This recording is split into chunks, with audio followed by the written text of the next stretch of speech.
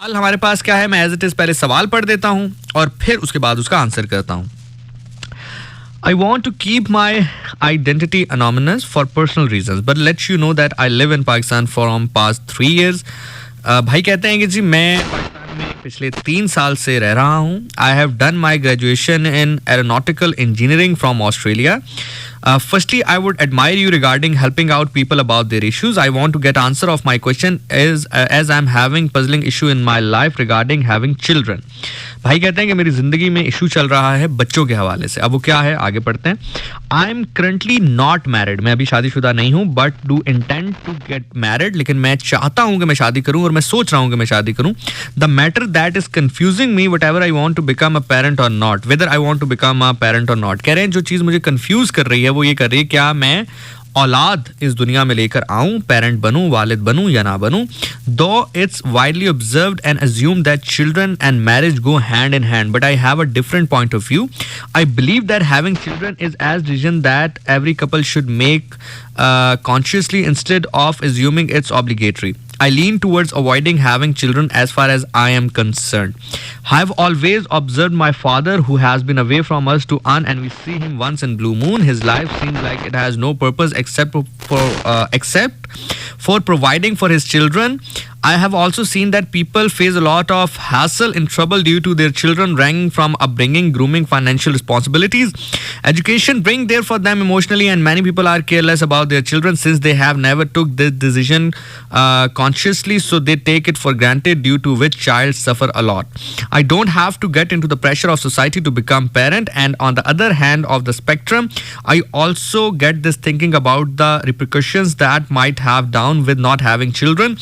It's been inclination toward avoiding children is escapism, or am I being responsible for not bearing unwanted burden? Waiting for your response impatiently. Kindly answer it in any of your radio show. So brother, I'm doing it. Urdu में इसका अगर हम आसान तर्जुमा करें तो भाई ये कह रहे हैं कि मैं 3 साल से पाकिस्तान में रह रहा हूँ, इससे पहले मैं ऑस्ट्रेलिया में था, और मैं जो है शादी तो करना चाहता हूँ लेकिन मैं औलाद इस दुनिया में नहीं लाना चाहता, क्योंकि मुझे ऐसा लगता है कि ये एक ऐसा फ़ैसला है जिसकी वजह से औलाद को बहुत ज़्यादा सफ़र करना पड़ता है, बहुत मुसीबत सहनी पड़ती है. मेरे अपने वालिद जो हैं वो मुल्क से बाहर रहे, हम उनको बहुत कम देखा करते थे, उनसे बहुत कम मिला करते थे. ऐसा लगता था कि उनकी ज़िंदगी का कोई पर्पज़ नहीं है, कोई मकसद नहीं है, उनका वाहिद मकसद हमें कमा कर देना है और हमें पालना है, जिसकी वजह से मुझे ऐसा लगता है कि बहुत सारे लोग शादी करके बच्चे इस दुनिया में ले आते हैं और फिर उनको सही तरह से उनका ख्याल नहीं रखते हैं, क्योंकि ये फैसला उन्होंने नहीं लिया होता है, अपने सोचे समझे मंसूबे के तहत ये फैसला नहीं लिया होता. अच्छा ब्रदर, सबसे पहली चीज़ तो ये है कि मुझे नहीं पता कि आप ऑस्ट्रेलिया में शुरू से रहे हैं, ऑस्ट्रेलियन बॉर्न हैं और पाकिस्तान में सिर्फ 3 साल से हैं, या पाकिस्तान आप आते जाते रहे हैं. दोनों सूरतों में आपको मैं अप्रिशिएट ज़रूर करना चाहूँगा. वो इसलिए करना चाहूँगा कि अगर आप पाकिस्तान में भी रहे हैं और या आप ऑस्ट्रेलियन बॉर्न भी हैं, ऑस्ट्रेलिया में भी रहे हैं और पाकिस्तान अभी आए हैं, तो कम से कम आपको इतना ज़रूर पता है कि that you want to get married. ठीक है, ये एक बहुत बड़ी चीज़ है. हमारे यहाँ मोस्टली क्या है, हमारे यहाँ मोस्टली लोग डिनाइल मोड में हैं. डिनाइल मोड यानी कि उनको लगता है कि उनको ये चीज़ नहीं चाहिए. फॉर एग्जाम्पल उनको पता है कि उनको ये चीज़ चाहिए लेकिन वो उसका इनकार करते हैं. जैसे फॉर एग्जाम्पल मुझे अगर प्यास लगी है तो मैं कहूँ नहीं जी मुझे नहीं लगी, इसको डिनाइल मोड कहता है. सो आप एटलीस्ट डिनाइल मोड में नहीं है. At least you want to get married because आपको पता है कि some stage of your life आपको ये ख्याल आएगा कि कोई शख्स ज़िंदगी में होना चाहिए जो आपके साथ रहे, या आप बीमार हों तो आपको गोली खिला दे, पानी पिला दे. सो आप चाहते हैं कि आप शादी करें लेकिन औलाद इस दुनिया में नहीं लाना चाहते हैं. तो ब्रदर, हमेशा ये एक चीज़ ज़िंदगी में याद रखिएगा कि जो भी काम आप ज़िंदगी में करते हैं, और ख़ास तौर पर जो काम अल्लाह ने आपके लिए डिज़ाइन किया होता है, उसका कोई ना कोई मकसद है. मैं आपके लिए एग्जांपल रखता हूँ.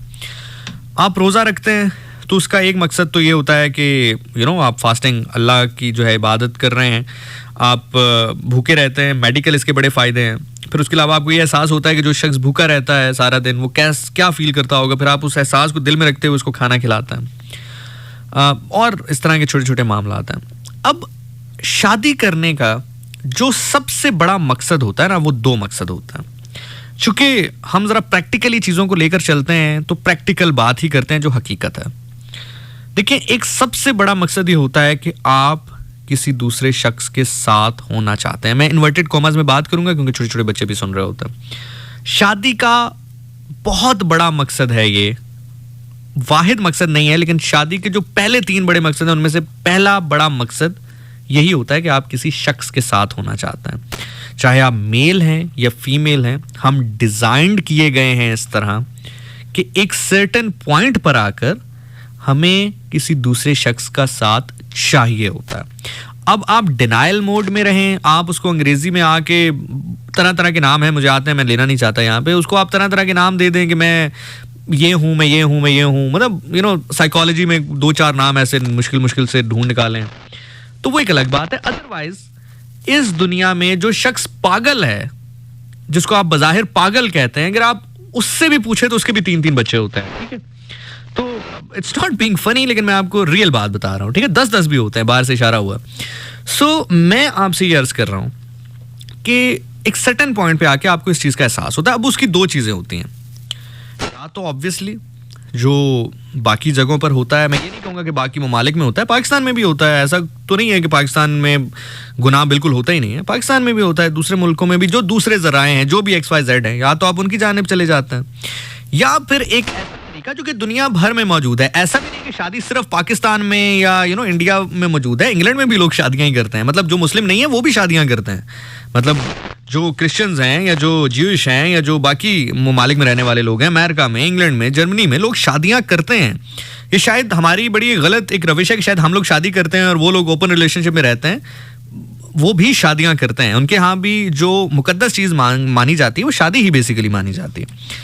सो बेसिकली एक तो ये भी होता है कि जो मैंने आपको बताया कि जो भी ममालिक में हो रहा है, पाकिस्तान में भी और पाकिस्तान से बाहर, या दूसरा वो जिसको आप चैनलाइज करें और शादी कर लें।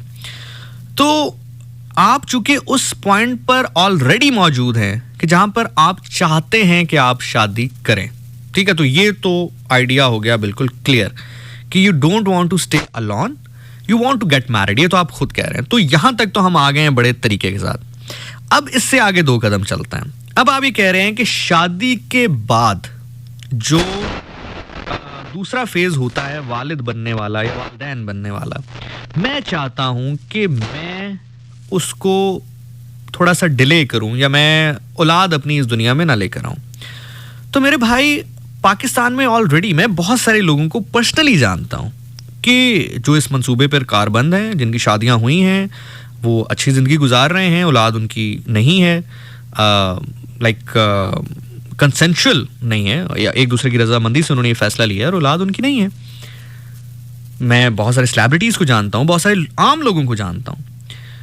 आप चूंकि पाकिस्तान के हवाले से बात कर रहे हैं, क्योंकि मैं टोटली अंडरस्टैंड करता हूँ इस चीज़ को कि पाकिस्तान में अगर पीर को शादी होती है तो बुध वाले दिन आंटियां आकर पूछना शुरू कर देती हैं कि जी गुड न्यूज़ है या नहीं है। तो ये हमारे यहाँ है, जो कि बहुत गलत चीज़ है। ये उतना ही बेहुदा और पर्सनल सवाल है जितना कि बेहुदा और पर्सनल सवाल ये है कि आपने रोज़ा रखा या नहीं, या जितना बेहुदा या पर्सनल सवाल ये है कि आप इस साल कुर्बानी कर रहे हैं या नहीं कर रहे।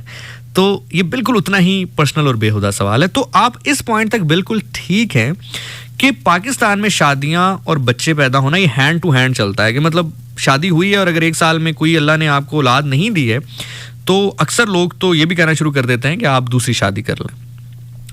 सो ब्रदर, चूंकि आप ऑस्ट्रेलिया में रहे हैं, आपने वहाँ पे तालीम हासिल की है, तो अगर तो आपके पास ये ऑप्शन, ये लिवरेज मौजूद है कि आप शादी करके अपनी वाइफ को अपने साथ किसी दूसरे मुल्क ले जा सकते हैं, चाहे वो ऑस्ट्रेलिया हो, चाहे वो कोई भी दूसरा मुल्क हो, because you are an aeronautical engineer, तो आपके लिए तो इतना मुश्किल नहीं रहा होगा। तो ये आपके लिए बहुत आसान हो जाएगा, बिकॉज पाकिस्तान में इस हवाले से थोड़ा सा सोसाइटी का प्रेशर है, दूसरे ममालिक में ये नहीं है। अगर आपकी औलाद ना भी हो तो इस तरह सोसाइटी आपको प्रेशराइज नहीं करती है, तो पाकिस्तान में थोड़ा बहुत है।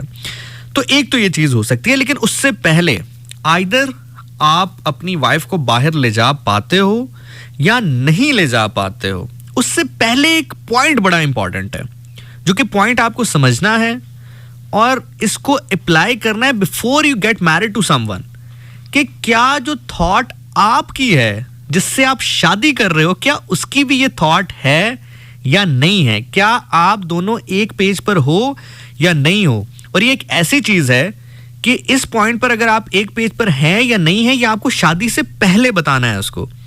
अदरवाइज अगर आप उसको शादी के बाद बताते हो तो ये आपकी तरफ से एक बहुत बड़ी नाइंसाफी होगी उसके साथ।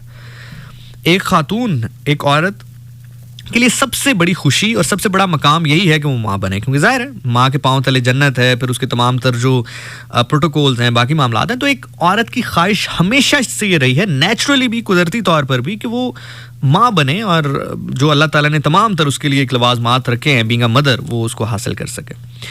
सो ये एक ऐसी चीज है कि आपने जिससे भी शादी करनी है, आइदर आपको ये भी पता हो कि आप निकाह के अगले दिन ही उसको बाहर ले जा सकते हो। मैं फिर भी कह रहा हूं, आप इवन ये भी जानते हो कि यार आपने अपनी वाइफ को अपने साथ लेकर बाहर के मुल्क चले जाना है, फिर भी जिससे भी आप शादी करो, आप पहले उसको ये बताओगे कि that you want this. Even अगर आपके दिल में ये भी ख्वाहिश हो कि यार हो सकता है साल, 2 साल, 3 साल, 4 साल, 5 साल, 10 साल बाद मेरी ख्वाहिश जाग उठे कि मुझे औलाद चाहिए, तो चलो मैं तब कर लूंगा। नो, ये एक पॉइंट ऐसा है ना मेरे दोस्त कि इस पे आपको सबसे पहले लड़की को कॉन्फिडेंस में लेना है। जिससे भी आप शादी कर रहे हो उसको स्ट्रेट अवे ये बात बतानी है कि मैं इस पॉइंट पर हूं, हो सकता है 1 साल के बाद मेरी ये ख्वाहिश जो है वो जाग जाए, हो सकता है 6 महीने बाद जाग जाए, हो सकता है 10 साल बाद जाग जाए, लेकिन मैं आपको बताना इसलिए चाहता हूं क्योंकि मैं ये सोचता हूं और मैं ये ऐसा सोचता हूं। अब अगला बंदा जो आपके साथ शादी कर रहा होगा वो अंधेरे में नहीं होगा, वो डार्क में नहीं होगा। रादर देन कि आप किसी खातून से शादी करें, चाहे आप उसको बाहर भी ले जाएं और बाहर ले जाकर भी आप उसको ये बात बताएं, तो सोसाइटी का प्रेशर उसके ऊपर ना भी हो, लेकिन जो पूरी जिंदगी उसने अपनी एक प्लान की होगी, आप उसकी पूरी प्लानिंग को मलियामेट कर देंगे, तबाह कर देंगे, डिस्ट्रॉयड कर देंगे। सो इसलिए आपने जिस भी लड़की को शादी के लिए चुनना है उसको पहले ये बताना है कि आप ये चाहते हैं, ये बिलीव करते हैं, either you live in Pakistan और आइदर यू गो अब्रॉड। अब पॉइंट ये पर आता है कि आप क्या किसी को इस चीज के लिए कायल कर सकते हैं? तो आप कायल कर सकते हैं, लेकिन दलील के साथ, इमोशंस के साथ नहीं। मैं फिर रिपीट कर रहा हूं, ये बहुत बारीक सा पॉइंट है। आप किसी भी लड़की को इस पर कायल करेंगे, दलील के साथ करेंगे, इमोशंस के साथ नहीं करेंगे। फॉर एग्जाम्पल, आप उसको ये नहीं कहेंगे कि चूंकि मैं ऐसा इसलिए नहीं चाहता क्योंकि मेरे वालिद मुझे नहीं मिला करते थे, वो सारी जिंदगी कमाने में उनकी उम्र गुजर गई, तो आपको आगे से कहेगी ठीक है आप बाहर ना जाइएगा, हम दोनों मिलकर काम कर लेंगे। नो, अब इसकी लॉजिक ये होगी कि यार क्या ये बेहतर नहीं है कि हम इस चीज को थोड़ा सा डिले कर दें, मिलकर इतना काम कर लें कि हम एक बेहतर फ्यूचर ऑलरेडी सिक्योर कर लें उस आने वाले के लिए जो इस दुनिया में आ रहा है। Getting my point? अब हमारे यहाँ मसला पता क्या है? हमारे यहाँ मसला ये है कि आप बड़ों में ये बात करोगे तो वो कहेंगे जो रिस्क जो है वो तो अल्लाह देता है, तुम्हें क्या टेंशन है, तुम्हें क्या परेशानी है। हाँ, because this topic is now being discussed, तो I need to ask, I need to say this.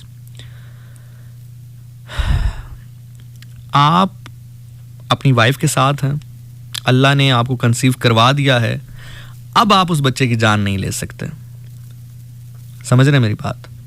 आपका प्लान था either you want that child और नॉट, दोनों सूरतों में अब आप उस बच्चे को अबॉर्ट नहीं करेंगे, उसकी जान नहीं लेंगे। क्यों? क्योंकि रिस्क अल्लाह देता है। अब वो थ्योरी यहां पर लग रही है। समझ रहे हैं मेरी बात को?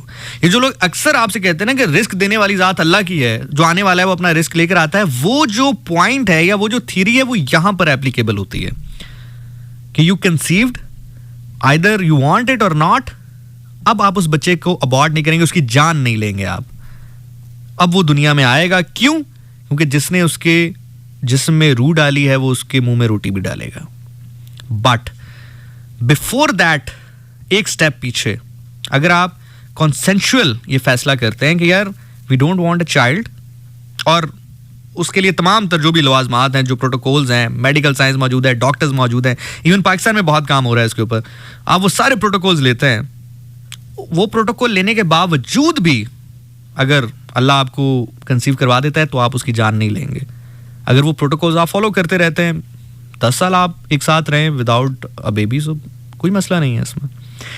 सो द पॉइंट इज, आप उसको कायल इस तरह करेंगे कि मैं ये सोचता हूं कि हम आइदर एक ऐसा फ्यूचर बच्चे का सिक्योर कर लें एंड देन फिर हम उसको इस दुनिया में लेकर आए, ताकि अगर वो इस दुनिया में आए भी तो हमें ये टेंशन ना हो कि अब इसके प्रेजेंट का हवाले से हमने क्या करना है या इसके फ्यूचर के हवाले से हमने क्या करना है।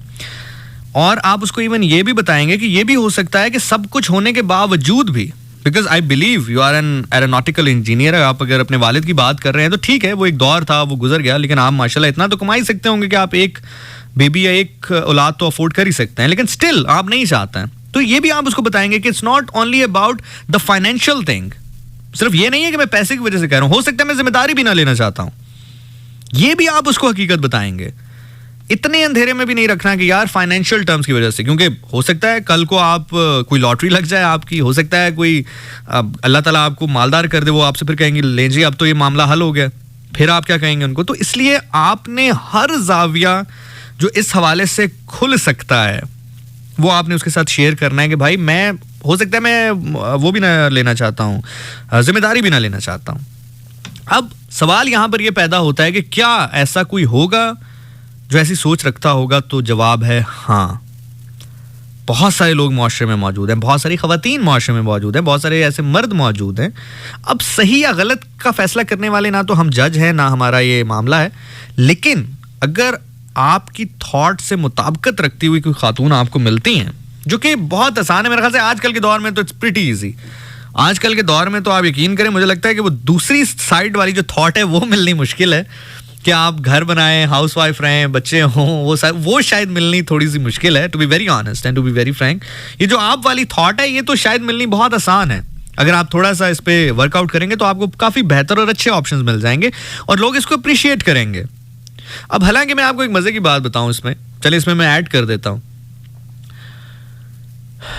अब ये कहते हुए भी डर लगता है कि जी मेरा दिल करता है कि मेरी बीवी को खाना बनाने आता हो, हालांकि एक ऐसी चीज है जो कि बड़ी बेसिक है और बड़ी मोहब्बत वाली है।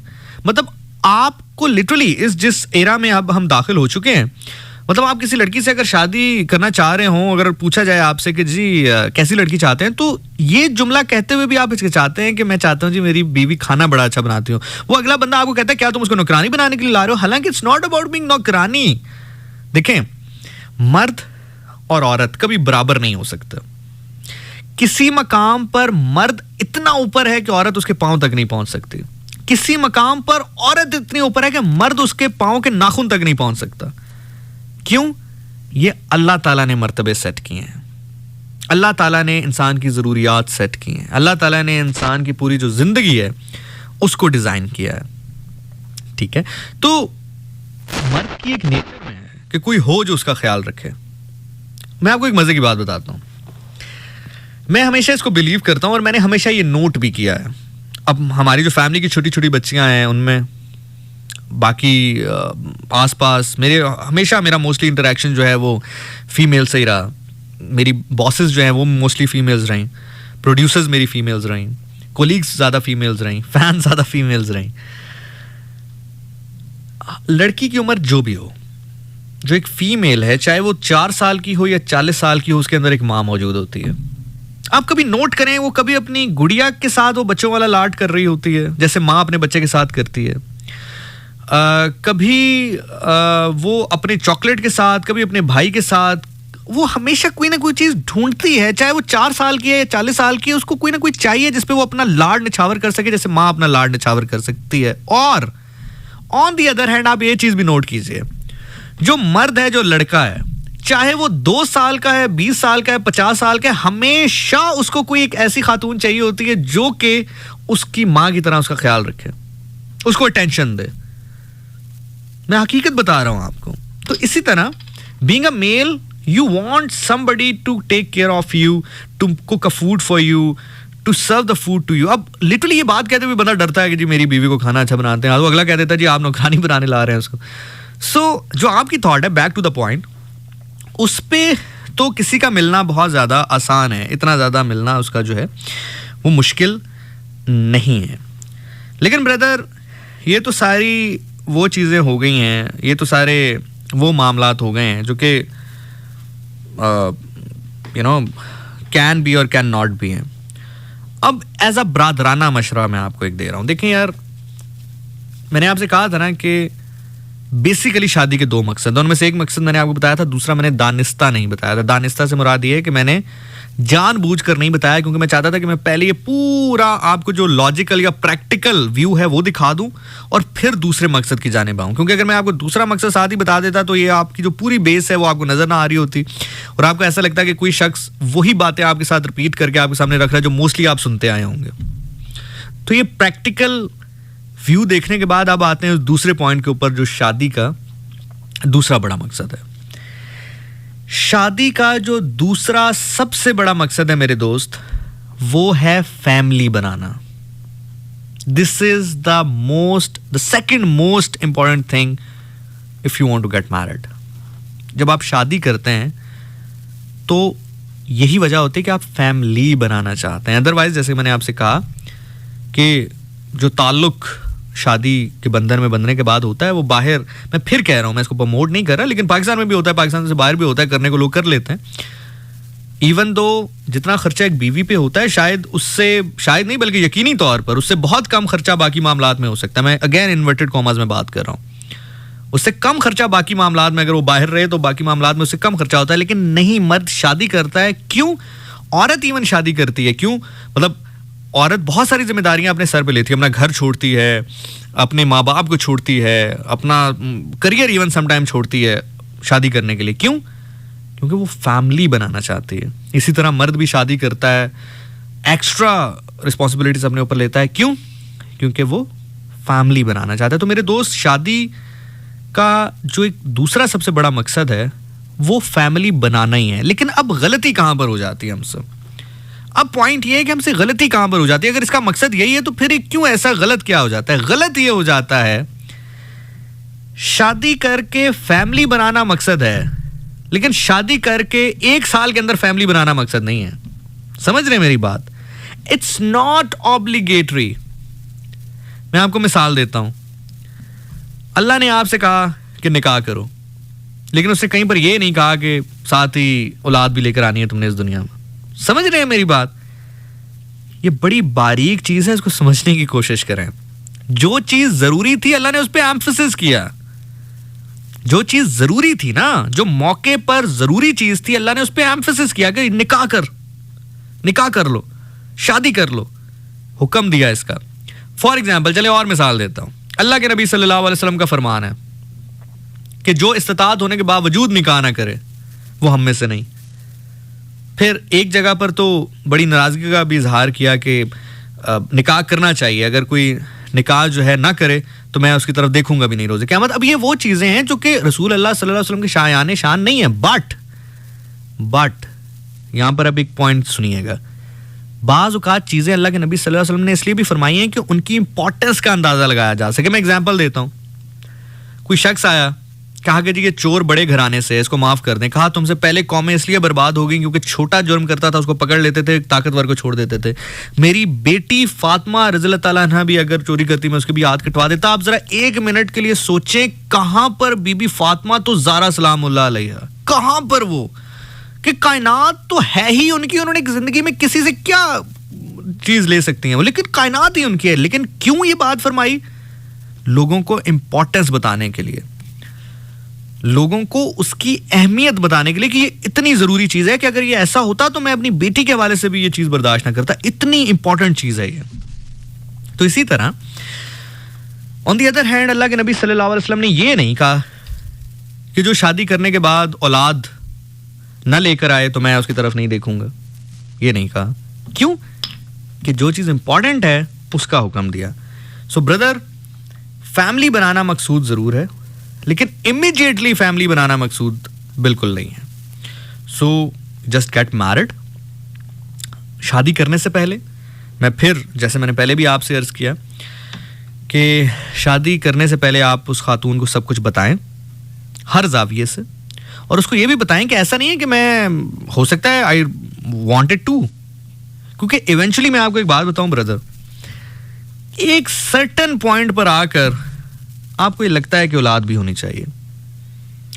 और मैं एक दफ़ा सफ़र कर रहा था, सफ़र इश्क पे था। आपने मुझे बड़ा पुराना दौर अपना याद करवा दिया। मैं एक दरबार पे एक बुजुर्ग से मिला। मैंने उनसे कहा कि बाबा जी, लोग कहते हैं कि वक्त हर जख्म को भर देता है। जो वक्त होता है वो हर जख्म को भर देता है, लेकिन कुछ जख्म ऐसे होते हैं जो वक्त के साथ साथ और गहरे हो जाते हैं। उन जख्मों का बंदा क्या करे? तो बाबा जी ने फरमाया कि तुम्हें वक्त से भी ज्यादा बड़े मरहम का बताऊं? तो मैंने उनसे कहा बताइए। तो उन्होंने कहा कि बेटा, औलाद एक ऐसा मरहम है जो आपका हर जख्म भर देती है। ब्रदर, मैं आपको एक बात बताऊं कि हो सकता है जो आपके अंदर ये डर है, वो डर सिर्फ उस छोटे से बच्चे का हो जो कि आपने बचपन में देखा है अपने अंदर। हो सकता है कि वो छोटा सा बच्चा कहीं आपके अंदर डर के बैठ गया। होता है बचपने में, जब हमारे साथ कुछ गलत होता है, वो एक वॉइड हमारे अंदर रह जाता है। हो सकता है कि आप रिस्पॉन्सिबिलिटी से ज्यादा, बीइंग अ फादर, रिस्पॉन्सिबिलिटी से ज्यादा वो बच्चा डर रहा हो बाहर आने से।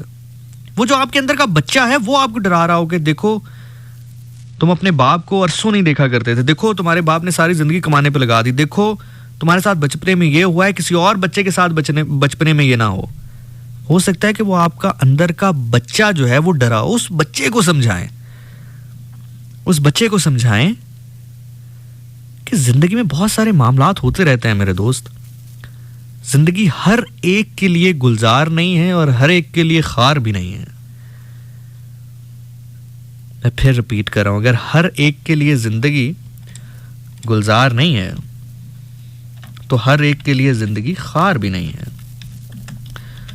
सो ब्रदर, जैसे मैंने आपसे पहले भी कहा कि एक टाइम आता है, एक पॉइंट आता है जिसमें इंसान उस पॉइंट पर पहुंच जाता है, उस जगह पर पहुंच जाता है जहां पर जैसे भी आपको ये लग रहा है कि you want to get married. हो सकता है एक पॉइंट ऐसा भी आए जहां पर आपको ये भी लगे कि आप शादी भी करना चाहते हैं। शादी करने के बाद आप औलाद भी आपके पास होनी चाहिए। So that is the answer of your question. I hope you'll get it. इसकी दो प्रैक्टिकल बातें मैंने आपको बता दी हैं। पहली ये कि आप जिससे भी शादी करें उसको सब कुछ सच सच और साफ बताएं, और ऐसी खातून मिलना मुश्किल नहीं है। मैं आपको पर्सनल एक्सपीरियंस बता रहा हूँ। हो सकता है एक पॉइंट आए आप औलाद चाहें वो ना चाहे। और दूसरा पॉइंट ये है कि अपने आप को इतना सख्त ना करें कि मैं तो ये करूंगा ही नहीं। No, give yourself a chance man, give yourself a chance. हाँ, उसमें अगर तुम्हें लगता है कि you really don't want to have a baby, delay करो उसको, गेट मैरिड, एक दूसरे को समझो। बल्कि एक और बात मैं आपको बताऊं, अब ये चीज शायद थोड़ी सी लोगों को बुरी लगे, लेकिन अगर मेरा बस चले ना, अगर मेरा बस चले, मैं इस्लामिकली बात नहीं कर रहा, मैं लॉफुल बात नहीं कर रहा, मैं वैसे जनरल एक बात कर रहा हूं। अगर आप मुझसे पूछें तो कम से कम पहला साल तो मियाँ बीवी को गुजारना ही ऐसे चाहिए ताकि एक दूसरे को समझ सकें कि क्या वो एक दूसरे के साथ जिंदगी भी गुजार सकते हैं कि नहीं, फिर औलाद दुनिया में लेकर आए। पहले तो पहला साल तो एक दूसरे को इतना देखें कि क्या आप जिंदगी भी एक दूसरे के साथ गुजार सकते हैं, क्या आप एक दूसरे को बर्दाश्त भी कर सकते हैं for the rest of life या नहीं, फिर औलाद इस दुनिया में लाने का सोचें, अगर आप मेरे से पूछते हैं तो। इसलिए बहुत ज्यादा अपने आप को सख्त ना करें। Give yourself a time for it, don't get in that, बहुत ज्यादा जल्दी इसमें ना करें। आराम से कोई खातून देखें, उनको सच्चाई बताएं, गिव हर टाइम।